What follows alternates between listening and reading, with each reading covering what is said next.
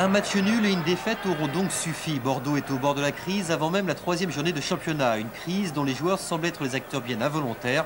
Premier visé en vérité, leur président Claude Bèze. Le mauvais climat rejaillit pourtant sur eux, manque de confiance et de chance. Cette frappe de Durand est l'exemple parfait. But, eh bien non, transversal. Du haut des tribunes, le résultat est le même. Bordeaux, d'entrée de match, est malheureux. Pourtant, les Girondins sont loin d'être mauvais. Ils sont même plutôt bons, mais maladroits. Et quand la balle est cadrée, comme ici, avec cette tête de Sénac, il y a dans les buts un certain Jean-Claude Nadon qui multiplie les arrêts de grande classe. Bordeaux domine, se crée beaucoup d'occasions, mais Lille joue bien le jeu et ne se contente pas seulement de défendre.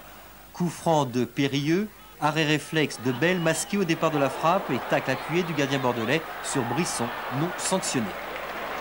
Non sanctionné, tout comme cet autre tacle de Sénac sur Périlleux. L'arbitre Monsieur Lenné laisse jouer contre Girondin. Vervoort pour Kift, remise pour Ferré qui n'est pas hors jeu. Il s'en faut d'un bon mètre. Coup de sifflet qui freine le milieu de terrain bordelais dans sa course. Les nouvelles règles concernant le hors-jeu semblent bien mal comprises par les juges de touche. Kift affole en fin de première période la défense lilloise. Le Néerlandais adresse un centre parfait pour Vervoort, mais une fois de plus, pas de réussite. Pas de réussite, mais également beaucoup de maladresse, comme sur ce débordement de Didier Deschamps. Jean-Marc Ferreri manque complètement sa reprise, ce qui attire les premiers sifflets des 15 000 spectateurs. En cette période de canicule, les joueurs souffrent, ils perdent pendant un match près de 5 kilos. Il faut bien s'hydrater, dommage que les consignes fédérales ne tiennent pas compte de la santé des joueurs, en interdisant par exemple la présence de bouteilles d'eau au bord du terrain. Tout ça explique peut-être la baisse de régime des Bordelais en seconde période. La plus nette occasion depuis la reprise est lilloise avec Henrik Nielsen.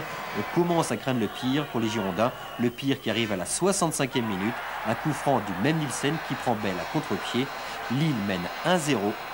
Un avantage de courte durée. 3 minutes plus tard, une ouverture de Deschamps pour Lizarazu. Petite pichenette de l'arrière intérieur bordelais. Malgré la chaleur suffocante, on commence côté bordelais à respirer. Il aura fallu attendre près de 250 minutes pour voir le premier but des vice-champions de France cette saison. Ce sera le seul du match malgré les efforts en fin de rencontre des joueurs de Raymond Goethals. Farjon, entré en cours de seconde mi-temps, échoue sur Nadon. Goethals n'en revient pas. On attend peut-être trop de ces Bordelais cette saison. On a tort par exemple de les comparer avec l'OM. Les deux clubs n'ont pas les mêmes moyens et donc plus les mêmes objectifs.